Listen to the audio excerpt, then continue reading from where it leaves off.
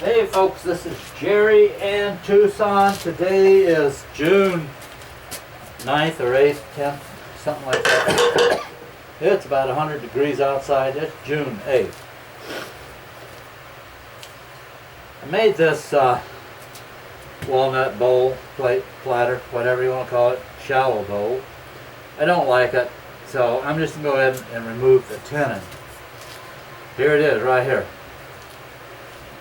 What I'm going to do is I'm going to use my chuck plate number 1. That was made in 2012. I invented the wood chuck plates in 2010, August of 2010. And I went to aluminum in 2012, probably December. So I got it labeled chuck number 1 or chuck plate number 1. And I have it set up to use friction plates, jam chucks, rim chucks, any other type of holding method you can come up with for removing tenons off of your forms. The original chuck plate that was designed out of wood looked similar to this, except for the screws were drywall. They were organized, but they would break and you just stick another one in there. But when I made them out of metal, I could not find screws that would work. So I had to use set screws, I had to make the points, I had to do this, I had to do that. So anyway, here's what I've got. This is used for rough turnings. Rough turnings only.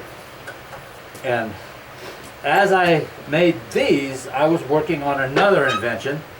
And I believe you cannot see that. And here's my tailstock steady.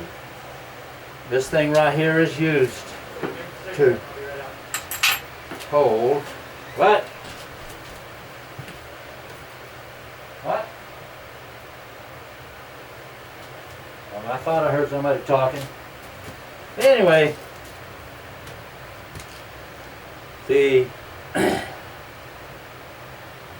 going to take number 2. Hello. This is Jerry in Tucson.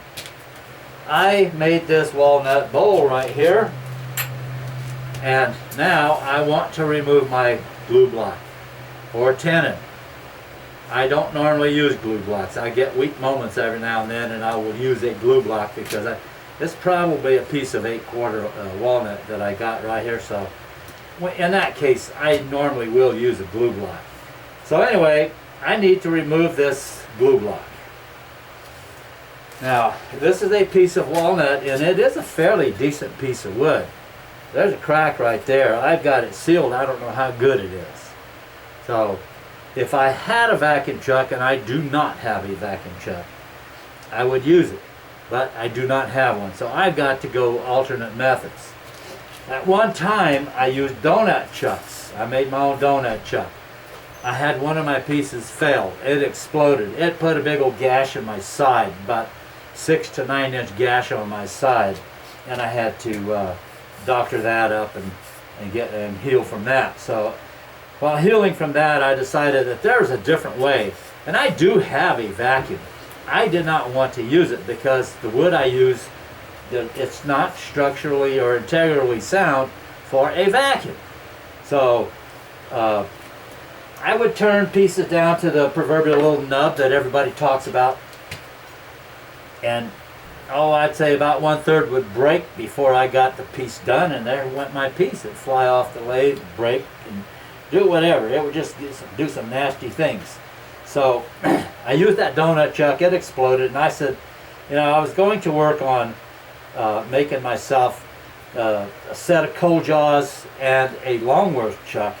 And I got to thinking, man, I don't like those nubs sticking out way out here up on your coal jaws. I didn't like the look of that big old piece of metal spinning around with those nubs on it, those rubber nubs. I didn't like that at all. So after I hurt myself with the donut chuck exploding, I decided I wasn't going to do any type of chuck like that. What I was going to do is come up with something off of the tailstock. Here it is, right here. It started off as a live center, and it is not here. Crap. It is not available, so I can't even show that to you. So it started off as a live center, and here is the evolution of it. This, what I have right here, I call this a tailstock steady. Nothing more than a disc or 4 slots on it. They go opposing angles.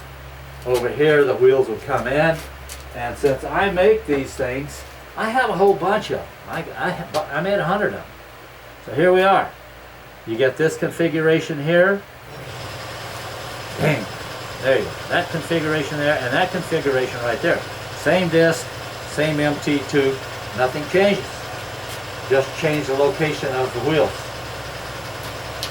In this particular situation that I'm going to do right here, I want my wheels out as far as I can, and my wheels will clear this point, but the friction plate, jack chuck, rim chuck, whatever you want to call this thing that I'm about to use, the screw will come out right there. But the wheels is up here, and it will clear that wheel. Now, one thing that I've noticed is when the wheel goes into place with this thing right here, you've got to be careful of the inside. And what happens is, let's see, what happens is those wheels, and I'm going to try to make this coherent in explanation. I don't know if I can or not. If this setup, this slot or groove or cavity in here was just about an 1/8 inch smaller in OD, this wheel in the configuration that I've got it right now, it would be rubbing when it goes in. As the wheel turns and goes inside this cavity, it'd be rubbing on this side right here, and then when it exits over here, it would be rubbing again.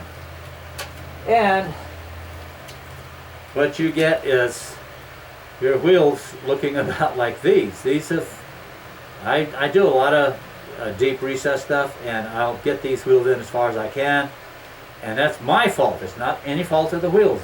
There's nothing wrong with these wheels.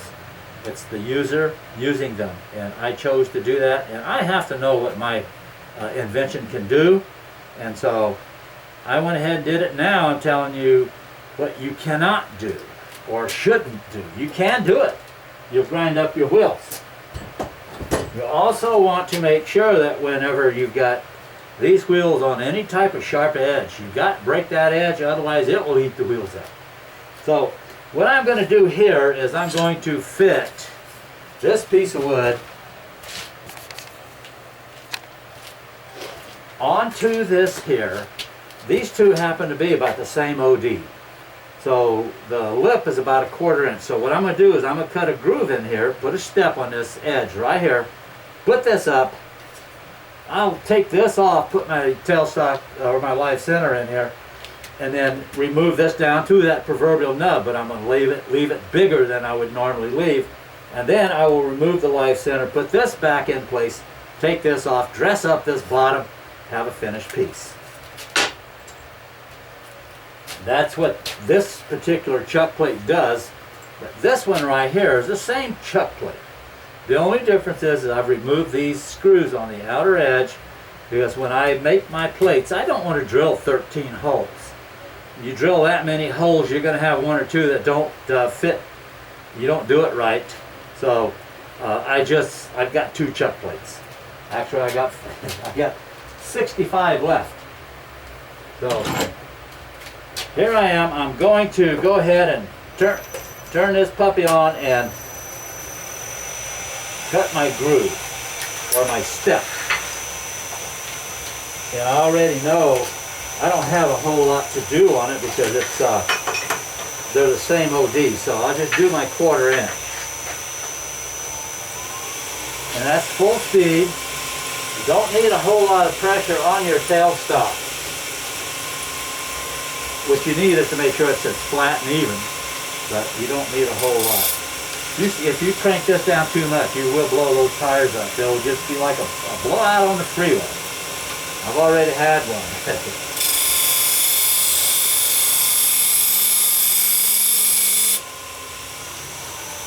Now I know it's not going to fit, So I creep into my fit.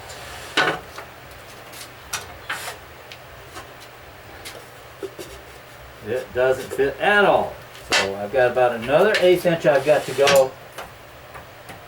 It's easier to creep up on it than to have to start all over if you made it too small.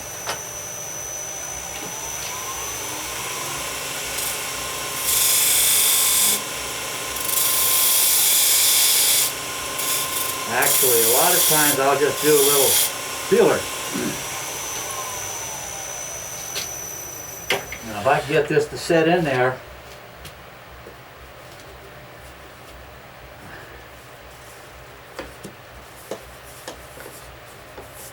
it's there. What I'll do is go ahead and finish that step, take that step all the way back to this edge right here.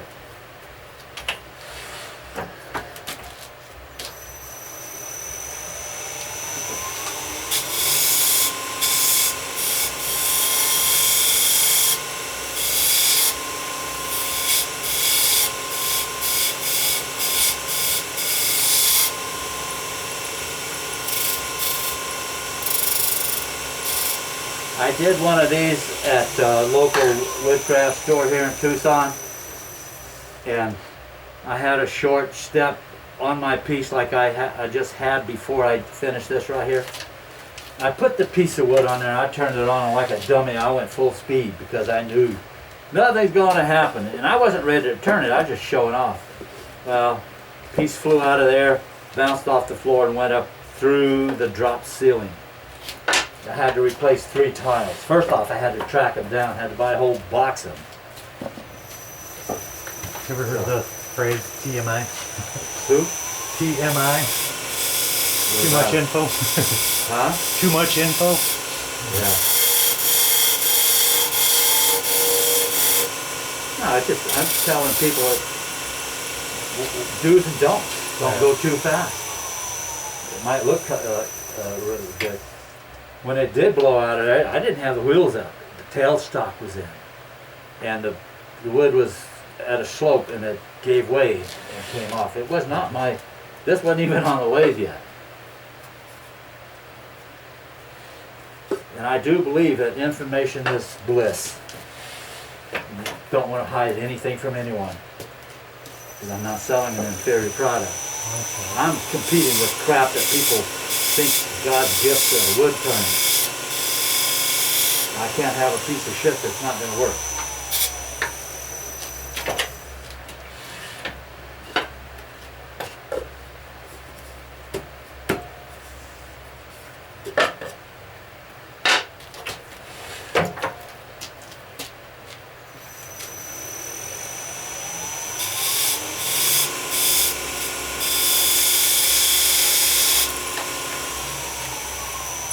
That's the problem with this, trying to fit it.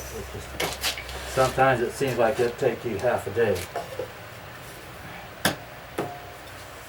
That's not good. That's got to be sitting flat. It's not going to sit flat because the wood is warped. It does have a warp, but it's got to fit better. And it's also, notice the sides are sloped inside, inward, and I'm not doing that. I'm going straight in. Well, they're kind of sloped a little.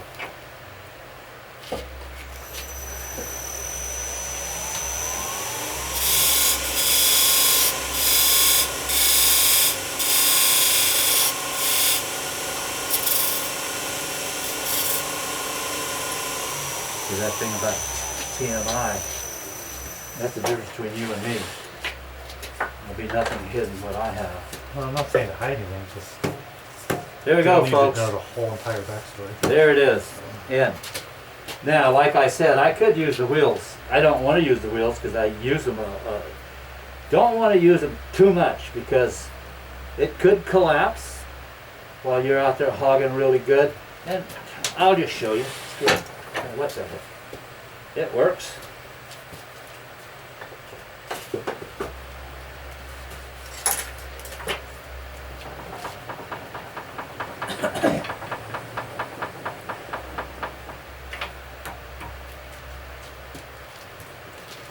When you mount it, check your wheels. If you got more than 1 inch of flat on your wheels, look just like a car. You might be a little bit too tight. A lot of times I do this is I try to see if I can spin the wheels. If I can't spin the wheels, I'm tight. So you don't want to put too much pressure and collapse your wheels. And you want to have enough that you can keep that on there.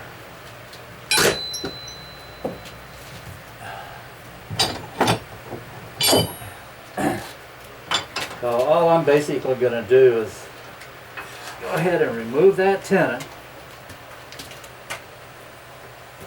I'm going to use a Thompson bowl gouge, 5/8.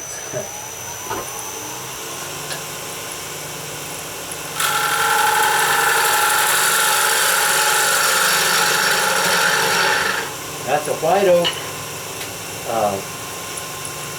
block of wood.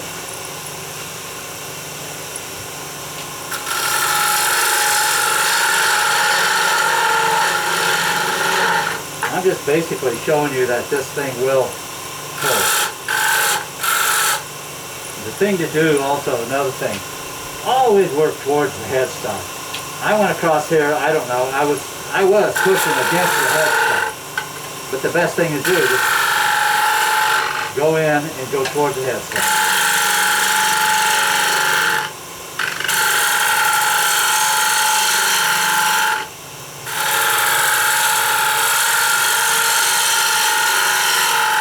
If you start coming away from the headstock and towards the tailstock, you're going to put too much pressure here. You can also, if you get a catch, you can pull that away. I got over a 1/4 inch step going inside this bowl, so this is not going to come off. You don't want that. You know, it kind of does a little thing to your heart sometimes.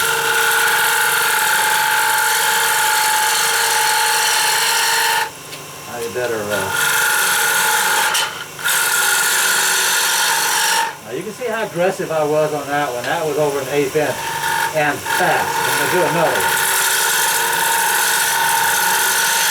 That's close to a 1/4 inch. I don't like it, and you probably wouldn't like it if you're and I'm talking to the audience. If this video even makes it to an audience.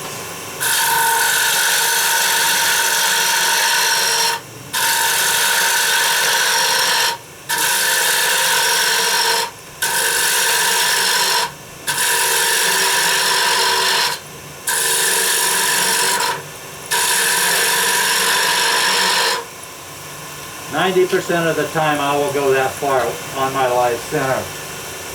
That's about the same size as the nose on my live center.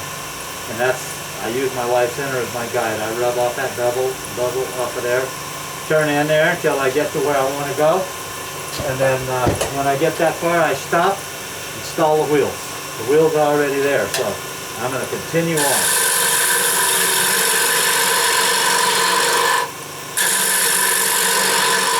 Some people might think I'm pretty stupid or unsafe for using a 5/8 gouge. It works. It's nothing wrong with it.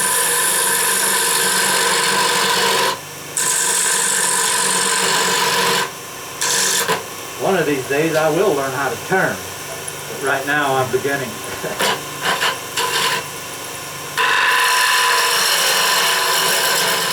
I said always work towards the headstock.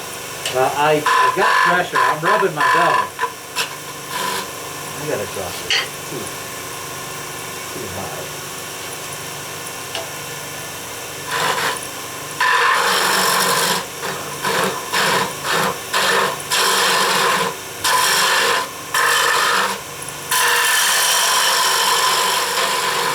Okay, I think I've exposed my walnut. Nope, still on oak.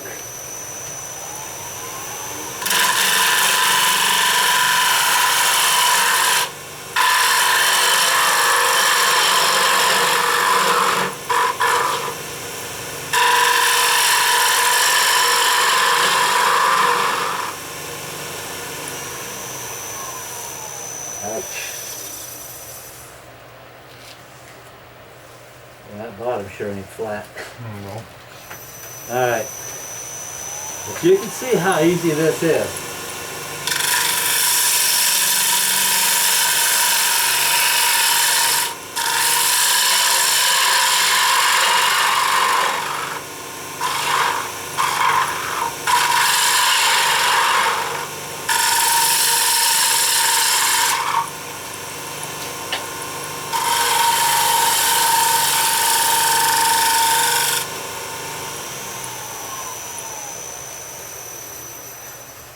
I'm going to shamelessly badmouth pretty much all the other systems out there.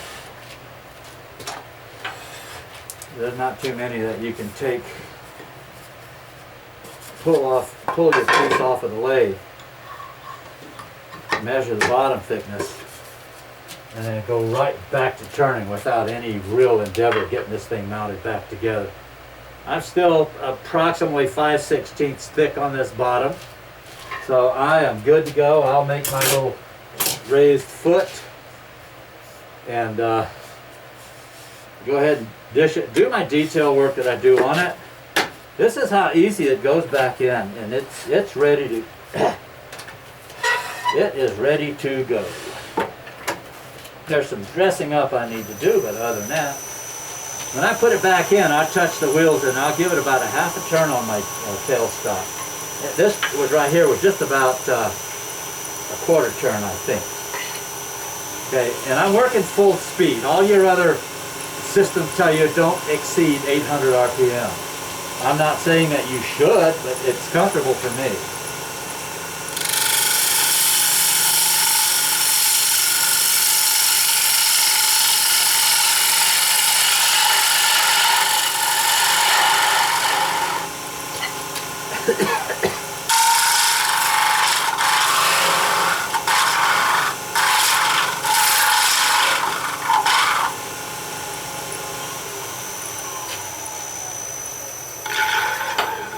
Okay, I've got myself probably a 1/16 inch depression right in here, but it stops right there. I want it to come out to where the wheels are.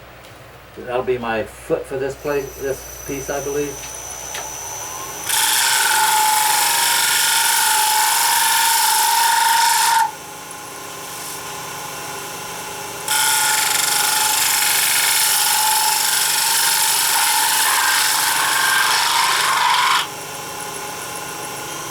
There's about a 1/16 of an inch, I think, between the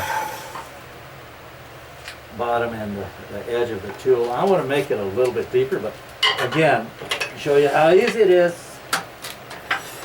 You notice I don't try to set any type of, I didn't try to reset it back into a particular spot. Just take it off, make your measurement. I'm a 1/4 inch now for sure. And I'm dead center of that bottom. I'm going to take off another 1/16 because I can. And I'll do this. I just mounted it that way. I will rotate it back over this way just because I can. And there is no sleight of hand, none of this stuff. It just gets back in there center.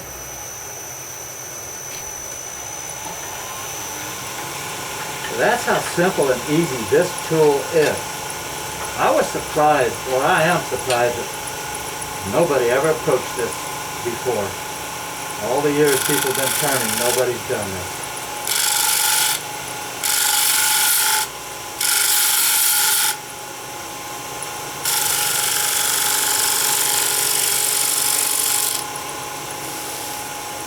There's my little foot.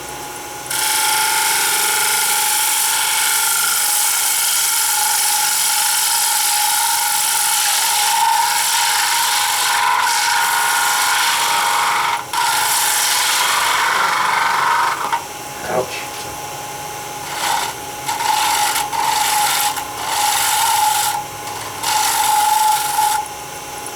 This wheel right here just rubbed my finger.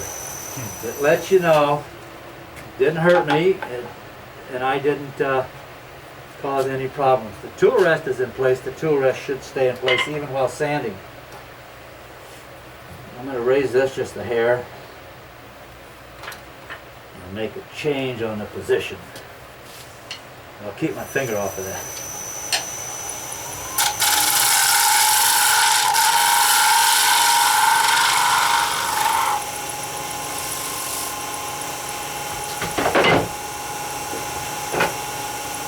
my detail.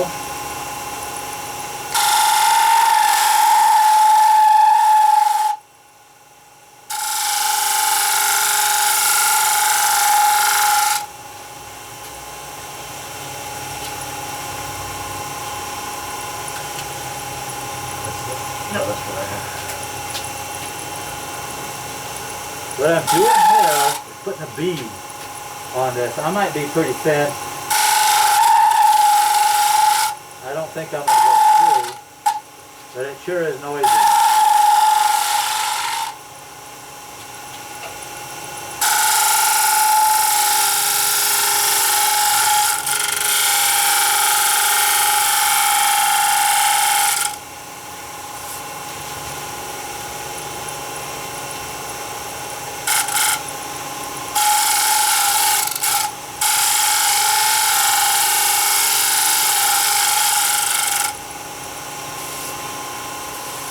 Okay, now what I would do, grab my sandpapers, and this is 180 grit.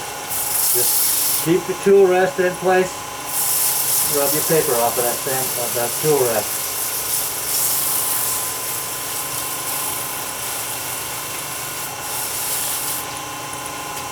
If I wanted to, I could go in and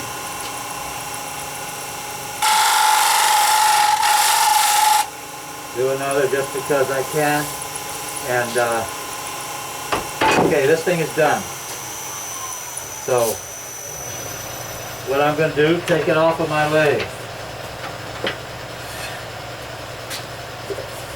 I'll take a look at it, all that good stuff, and then take it into the house and show the wife, and oh, she's so proud of it. You know, she's really glad that I did a good job. And then tomorrow I look at it, oh crap, something I don't like. I find my original one, if I haven't already turned it into something else. Mount it.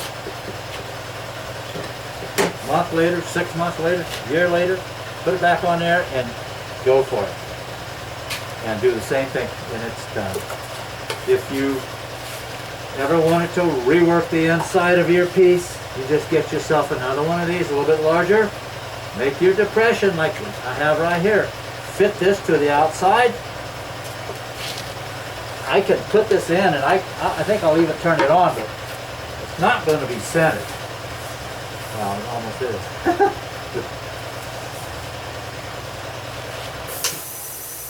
But I'm not going to do any more, but you get the idea. If you stabilize the outside of this, you get in here, bring up your tool rest, bring it in there, do whatever work you have to do. If you take off any material where the wheels are, you've got to bring up your tailstock again just a little bit more to keep the same amount of pressure on that. And that's how easy this thing is to operate. And if you did footed pieces with large feet, you could actually take and,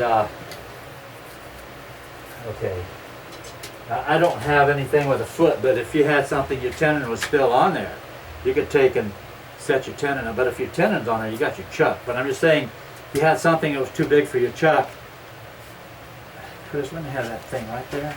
No, by the yeah, right there. This is a, I don't know what that is. It's a lid. But if this was a foot, then you can make your depression to fit the foot. And you have that go in there, and that would center your piece. And then you could go ahead and do the dish if you had to. There's just so many ways of doing this that it's just, I'm surprised that these techniques aren't available to the general public. Okay, I shouldn't say public, the general wood turning community. There's my piece. There, it's yours. There's my piece. It's for the kid. I'm done.